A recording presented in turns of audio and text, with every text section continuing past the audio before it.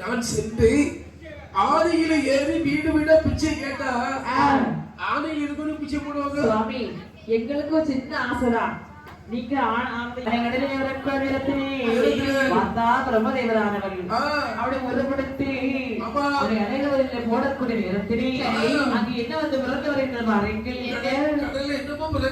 யானை யானை யானை யானை அன்னை பாடு பாடு பாடு பாடு